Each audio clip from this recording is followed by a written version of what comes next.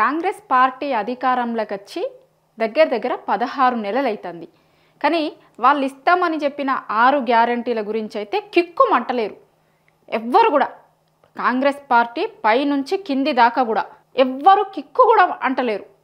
6 గ్యారంటీలు ఏమైనాయి అంటే, వాళ్ళు అధికారంలోకి రావడానికి ఆ రోజు ఇచ్చిన హామీలలో మెయిన్ 6 గ్యారంటీలు. ఆ 6 గ్యారంటీలలో కూడా ఒక్కొక్క గ్యారంటీ కింద దగ్గర దగ్గర 2 పెట్టిర్రు. అంటే 13 ఉన్నాయి అందులో స్కీమ్లు, 13 పథకాలు పెట్టిర్రు 6 గ్యారంటీలలో. ఇట్లా ఇవి కాకుండా ఇంకా 420 హామీలు కూడా ఇచ్చిర్రు. 6 గ్యారంటీలు ఇచ్చిర్రు, 420 హామీలు ఇచ్చిర్రు. ఈ 6 గ్యారంటీలు ఎప్పటి వరకు పూర్తి చేస్తామన్నారు? అధికారంలోకి వచ్చిన 100 రోజులల్లో 6 గ్యారంటీలు పూర్తి చేస్తాము అన్నారు. వాళ్ళు అధికారంలోకి వచ్చి ఎన్ని రోజులైంది మరి? 365 రోజులు కూడా అయిపోయింది.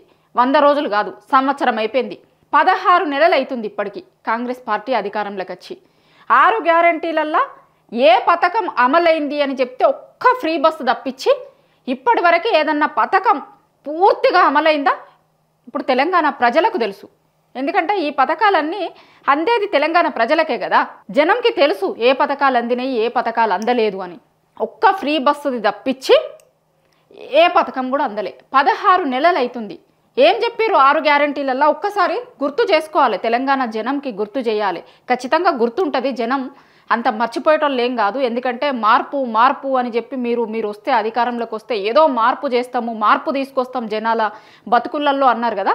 కానీ ఏం మార్పు రాలేదని జనాలందరికీ అర్థమైంది. ఇది నా వెనుకున్నది ఏంది అంటే 6 గ్యారంటీలు. వీళ్ళు ఏం గ్యారంటీలు ఇచ్చిర్రు, ఇదేం బయట నుంచి చేసింది ఇంకొకటి కాదు. కాంగ్రెస్ పార్టీ ఇచ్చిన 6 గ్యారంటీలకి సంబంధించింది. ప్రజాపాలన, 6 గ్యారంటీలు, అభయహస్తం, మహాలక్ష్మి, గృహజ్యోతి, యువ వికాసం, ఇందిరమ్మ ఇండ్లు, చేయూత, రైతు భరోసా. ఇందిరమ్మ అభయహస్తం అన్నారు. హస్తం గుర్తుకు ఓటేస్తే అభయ హస్తం ఇస్తారు. ఇందిరమ్మ రాజ్యం వస్తుంది. ఇందిరమ్మ రాజ్యం రైతు రాజ్యం. రైతులకు అన్నీ మంచి చేస్తాం.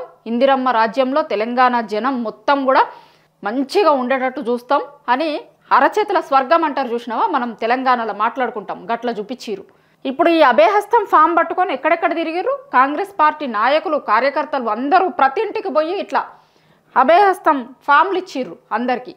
చాలా మంది దాచిపెట్టుకొని ఉంటారు. రేపు పొద్దున మళ్ళీ ఓట్లకు పోయినప్పుడు ఖచ్చితంగా ఆ ఫాంప్లెట్ మీకు ఇచ్చి అడుగుతారు, దీంట్లో ఏం చేసిర్రు, ఎందుకు చేయలేదు అని ఖచ్చితంగా అడుగుతారు. జనం ఏం మర్చిపోయేటోళ్ళు కాదు.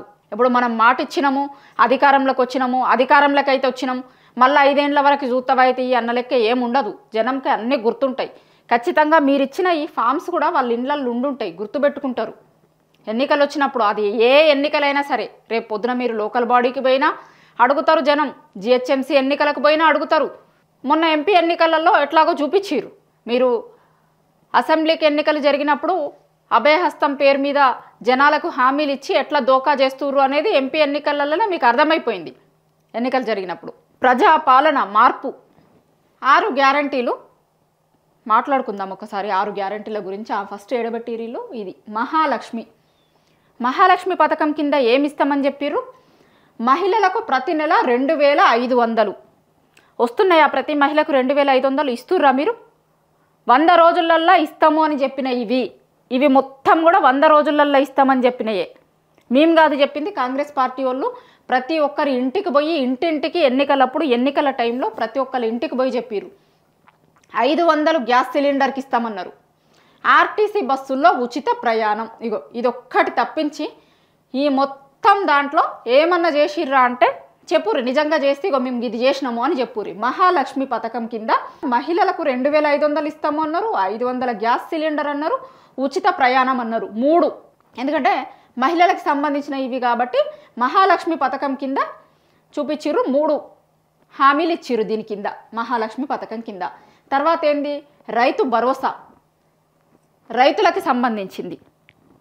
రైతు భరోసా ఏంది అంటే, అంతకుముందు ఉన్న రైతు బంధు పథకం కేసీఆర్ బిచ్చమెత్తండ 5,000 10,000 సంవత్సరానికి, మేము అధికారంలోకి వస్తే 15,000 ఇస్తాము అని చెప్పారు. కేసీఆర్ 10,000 ఇచ్చుడేంది, మేము 15,000 ఇస్తాము అన్నారు. అంతకుముందున్న రైతు బంధుకే వీళ్ళు రైతు భరోసా అని పెట్టిరు. రైతు భరోసా అని పెట్టి 15,000 ఇస్తాము అన్నారు.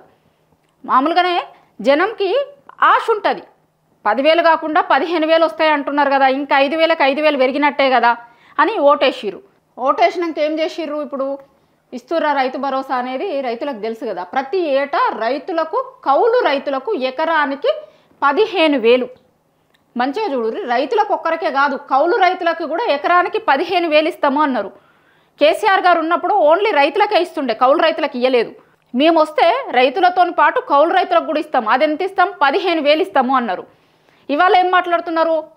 ఇదే మంత్రి గారు తుమ్మల నాగేశ్వరరావు గారు ఏం మాట్లాడతారంటే, రైతులు కౌలు రైతుల్ని ఎట్లా విడదీయాలనో మాకు అర్థమైతే లేదు, పెద్ద సమస్య వచ్చి పడ్డది, పెద్ద చిక్కచ్చి పడ్డది. ఇప్పుడు దీంట్లో రైతులు, కౌలు రైతులు ఎట్లా వేయాలనో అర్థమైతే లేదు, మీరన్నా ఏమన్నా పరిష్కారం ఉంటే చెప్పుర్రి అని అంటుర్రి. అలా 15,000 ఇస్తాము అని చెప్పి ఎకరానికి. అట్లనే ఏంది, వ్యవసాయ కూలీలకు 12,000 ఇస్తామన్నారు. వరి పంటకు 500 బోనస్ ఇస్తాము అన్నారు. రైతు భరోసా కింద వాళ్ళు పెట్టిన ఏంది అంటే, రైతులకు, కౌలు రైతులకి 15,000, వ్యవసాయ కూలీలకు 12,000, వరి పంటకు 500 బోనస్ అన్నారు. వరి పంటకు 500 బోనస్ ఇస్తారా అంటే మళ్ళీ దానికి కావలసిన మెలకలన్నీ పెట్టిర్రు, సన్నోడ్లు, దొడ్డోడ్లు అని. ఇక ఎన్ని మెలకలు పెట్టాలనో అన్ని మెలకలు పెట్టిర్రు. రైతు భరోసా 15,000 ఇచ్చిర్రా అంటే సంవత్సరం ఎగ్గొట్టిర్రు. సంవత్సరం ఎగ్గొట్టి వాళ్ళ మంత్రులతోని ఒక కమిటీ అని ఇంకొకటని వేసి 3వ పంటకు, అంటే సంవత్సరం అయిపోయింది, 2వ సంవత్సరం నాడు 3వ పంటకి ఏసులు స్టార్ట్ చేసిర్రు. అది కూడా ఎంత? 15,000 అని చెప్పిర్రు. మళ్ళీ దాంట్లో నుంచి కట్ చేసి 12,000కే పట్టుకొచ్చిర్రు. దాన్ని కూడా అందరు రైతులకు వేసిర్రా వేయలేదా అంటే వాళ్ళే ఒప్పుకుంటుర్రు, వాళ్ళ మంత్రి గారే ఒప్పుకుంటుర్రు. ఏంది అంటే, అందరికి వేయలేకపోయినాం, ఇంకా అందరికి ఇయ్యలేదు, మార్చి 31 వరకు ఇస్తాం అనుకున్నాం కానీ ఇయ్యలేదు, దయచేసి రైతులందరూ క్షమించాలి అని మంత్రి తుమ్మల నాగేశ్వరరావు గారు చెప్తున్నారు. ముఖ్యంగా మహిళలు, రైతులు ఇద్దరికి కూడా చాలా ఆశలు చూపించి, చాలా చెప్పి, మేము వస్తే ఏదో మార్పు జరుగుతుంది, ఇప్పటి వరకు ఉన్నది కాదు, ఇంకా చాలా పెద్ద మార్పు జరుగుతుంది, మీ జీవితాలలో పెద్ద పెద్ద మార్పులు వస్తాయి అన్న లెక్క ఏదో మొత్తం అరచేతుల వైకుంఠం చూపిస్తారంటారు కదా, గట్ల చూపించిరు. ఇందిరమ్మ ఇండ్లు, ఇల్లు లేని వారికి ఇంటి స్థలం 5 లక్షలు, ఉద్యమకారులకు 250 చదరపు గజాల ఇంటి స్థలం వచ్చిందా? ఇందిరమ్మ ఇండ్ల మీద ఇప్పుడు ఎంత రచ్చ జరుగుతుంది మనందరికీ తెలుసు. ఇందిరమ్మ ఇండ్లది జనవరిలో స్టార్ట్ చేసిర్రు. ఏ పథకాలు? ఇందిరమ్మ ఇండ్లు, రైతు భరోసా, రేషన్ కార్డులు అని స్టార్ట్ చేసిర్రు. దాని తర్వాత వాళ్ళే ఏం మాట్లాడతారు, ఉన్న జనాభా కంటే ఎక్కువ రేషన్ కార్డులు ఉన్నాయి, అసలు ఇంతమంది కుటుంబాలు ఏం నుంచి వచ్చిర్రు అన్నారు. ఒక కొత్త కార్డులు కూడా ఇవ్వకుండానే ఇప్పటికే ఎక్కువ ఉన్నాయి అన్నారు, కొత్త రేషన్ కార్డులు ఇస్తాము అని చెప్పి. ఇందిరమ్మ ఇండ్లు ఇది కూడా కొత్తదేం కాదు, అంతకుముందు కేసీఆర్ గారు గవర్నమెంట్ ఉన్నప్పుడు డబుల్ బెడ్రూమ్ స్కీమ్ ఉండే, వీళ్ళేమో ఇందిరమ్మ ఇండ్లు అని పెట్టిర్రు. ఇందిరమ్మ ఇండ్లు అని పెట్టి 5 లక్షలు ఇస్తామన్నారు. సరే, ఇందిరమ్మ ఇండ్ల పథకం ఏడ్రాకు వచ్చింది అనేది ప్రభుత్వానికి తెలుసు, ప్రజలకు తెలుసు ఏం జరుగుతుంది ఇందిరమ్మ ఇండ్లల్లా అని. ఇప్పుడు చాలామంది నిన్నగాక మొన్న చాలా వార్తలు చూస్తున్నాం కదా మనం. మొన్న ఎల్కతుర్తిలో బీఆర్ఎస్ పార్టీ బహిరంగ సభకు పోయిన వాళ్ళకు చాలా మందికి ఇందిరమ్మ ఇండ్లు క్యాన్సిల్ చేస్తుర్రట.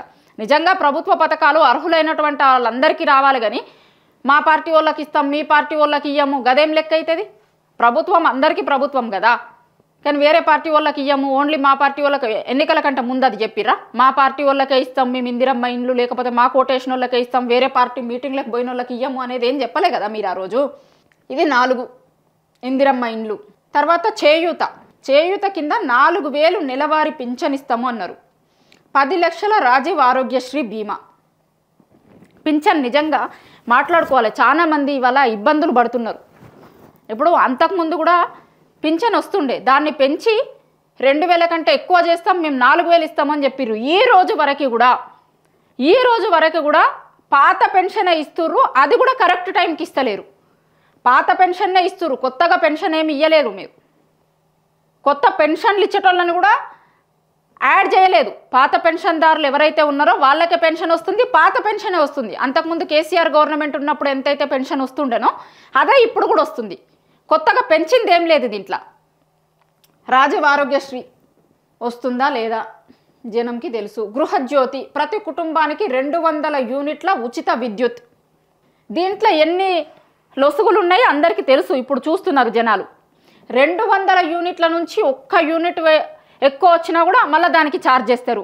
ఆ 200 యూనిట్లలో కూడా 200 యూనిట్ల లోపు కాలినోళ్ళకి కూడా ఏవో రీజన్స్తోని రాదు, ఉచిత విద్యుత్ ఇయ్యారు. దాంట్లో కూడా ఏవో రీజన్స్.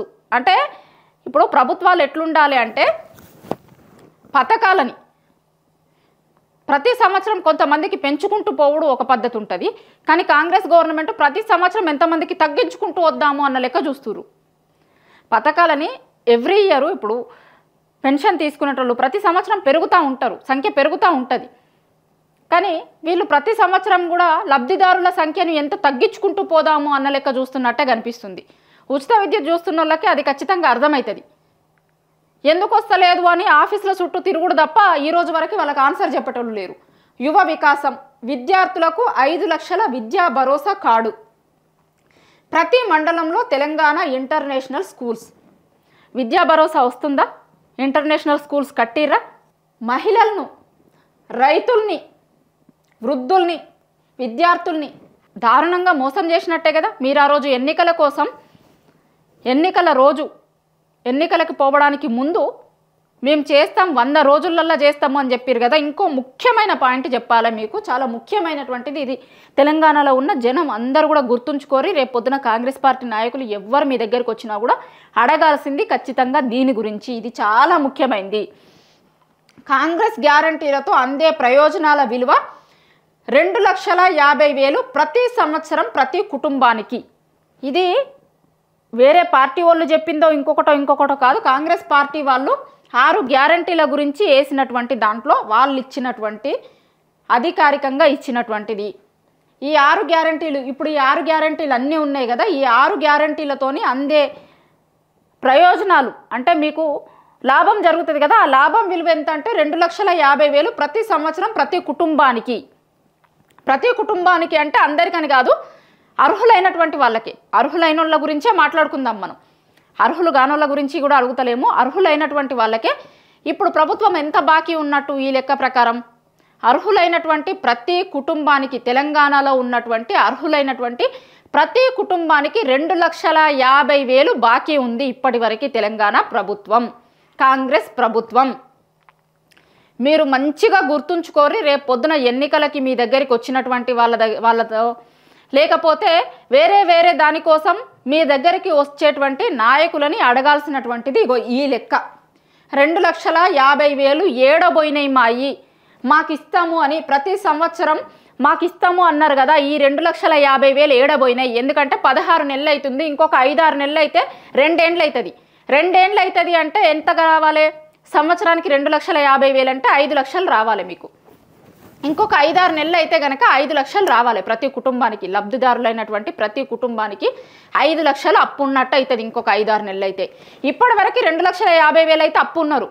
అర్హులైనటువంటి తెలంగాణలో ఉన్నటువంటి అర్హులైన కుటుంబాలకి కాంగ్రెస్ ప్రభుత్వం 2,50,000 అప్పు ఉంది. ఇగో ఈ పథకాలన్నింటి వల్ల దీంట్లో కొన్ని పథకాలకు కొంతమంది అర్హులు అవుతారు కదా, ఆ అర్హులకి 2,50,000 ఇస్తాము మేము ఒక్కొక్క కుటుంబానికి అని గింత చూపిస్తే, గింత చేస్తే అరచేతిలో స్వర్గం చూపించినట్టే కదా మీరు. ఇది చెప్పిర్రు వాళ్ళు, నిజంగా ఇక్కడ చెయ్యి గుర్తేసి ఇది చూపించిర్రు, ఈడ చెప్పిర్రు. కానీ జనం ఏమనుకున్నారు అంటే చేస్తారేమో, ఇందిరాగాంధీ పేరు చెప్తుర్రు కదా, ఇంకొకరి పేర్లు చెప్తుర్రు, వాళ్ళు వచ్చి ఈడ ఎన్నికల హామీలు ఇస్తుర్రు, డిక్లరేషన్లు ఇస్తుర్రు, నిజంగానే చేస్తారేమో అనుకొని నమ్మిర్రు. ఎందుకంటే రాహుల్ గాంధీ లాంటోళ్ళు, ప్రియాంక గాంధీ లాంటోళ్ళు కూడా వచ్చి మాట్లాడితే జనం చేస్తారేమో, లేకపోతే ఇప్పుడు ఇచ్చేదానికంటే ఇంకెక్కువ ఇస్తామంటున్నారు కదా. ఇప్పుడు ఆల్రెడీ వచ్చిందే రైతు బంధు పేరుతోని 10,000 వస్తున్నదే, ఇంకో 5,000 ఎక్కువ వస్తాయి కదా. పెన్షన్ కూడా అంతకుముందు వస్తుంది, ఇంకా ఎక్కిస్తామంటున్నారు కదా. డబుల్ బెడ్రూమ్ ఇండ్లు కూడా ఉన్నాయి, కానీ ఇందిరమ్మ ఇండ్లు ఇస్తామంటున్నారు కదా. అట్లా వీళ్ళు ఇస్తాము అనుకున్న దానికి ఇంకా చాలా ఎక్కువ ఇస్తాము అని చెప్తున్నారు కదా. ఇస్తారేమో అని జనం నమ్మిర్రు. నమ్మిన తర్వాత ఇవాళ తెలంగాణ ప్రజలకు ఉన్న అప్పు కాంగ్రెస్ ప్రభుత్వం 2,50,000 అప్పు ఉంది ఇప్పటి వరకు. ఇప్పుడు మీరు చాలా చోట్ల నుంచి అప్పు తీసుకొస్తున్నారు కదా. ఇప్పుడు ప్రతి నెల 18,500 కోట్లు వస్తాయి అని అంటున్నారు. ఇప్పటికీ 1,50,000 కోట్లు చిల్లర వరకు మీరు అప్పు చేసిర్రు అనే విషయాన్ని మీరే చెప్పారు కదా. ఇప్పుడు ఆ అప్పు చేసిందంతా కూడా ఏ కుటుంబానికి మీరు 2,50,000 రూపాయలు ఇచ్చిర్రు? ఎందుకంటే మీరు చేసే అప్పులు చేస్తూనే ఉన్నారు కదా. చేసినప్పుడు తెలంగాణ ప్రజలకు కూడా మీరు బాకీ ఉన్నారు. ఆ బాకీ ఎప్పుడు ఇస్తారు? బాకీ ఎప్పుడు కడతారు మీరు? దీని మీద ఖచ్చితంగా కాంగ్రెస్ ప్రభుత్వం సమాధానం చెప్పాల్సిన అవసరం ఉంది. 2,50,000 ఏ రోజు వరకు ఇస్తారు? ఆల్రెడీ ఒక సంవత్సరం బాకీ ఉన్నారు మీరు. ఎందుకంటే ఈ పథకాలలో ఒక్క ఉచిత బస్సు తప్పించి మిగతా ఏది కూడా చెయ్యలేదు.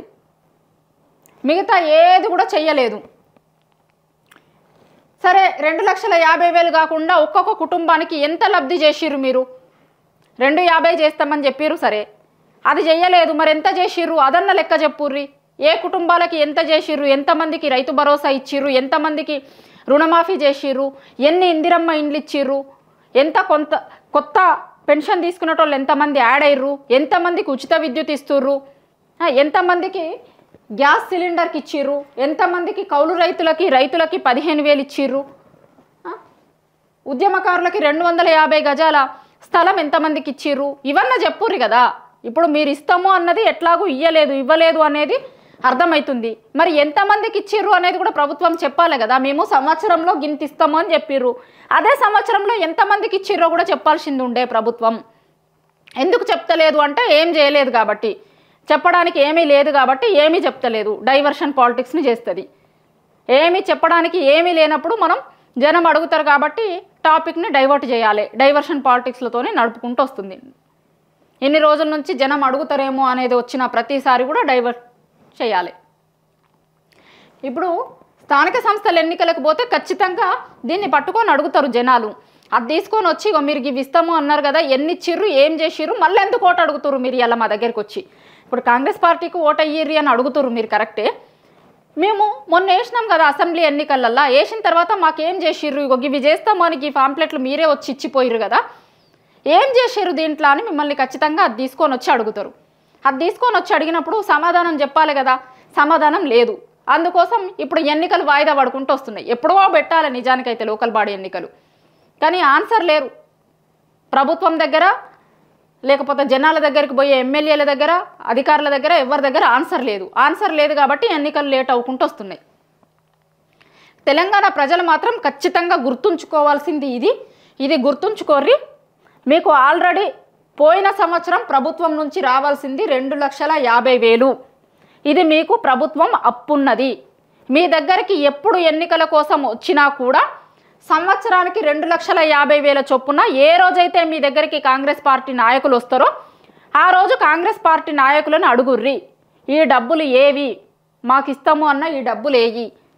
2 ఏళ్ళకి వస్తే కనుక ఇది డబల్ అవుతుంది, 3 ఏళ్ళకి వస్తే ట్రిపుల్ అవుతుంది. అట్లా లెక్కేసుకొని మాకు ఇంత డబ్బులు రావాలి కదా, మీరు ఇస్తారు అని చెప్పిర్రు కదా, మార్పు చూపిస్తాము అన్నారు కదా, మీరేం మార్పు చూపించిర్రు, మాకెందుకు ఇయ్యలే ఈ డబ్బులు అని ప్రతి ఒక్కరిని మీ దగ్గరికి ఎన్నికల కోసం వచ్చేటువంటి ప్రతి ఒక్క నాయకుడిని అడగాల్సినటువంటిది దీని గురించి.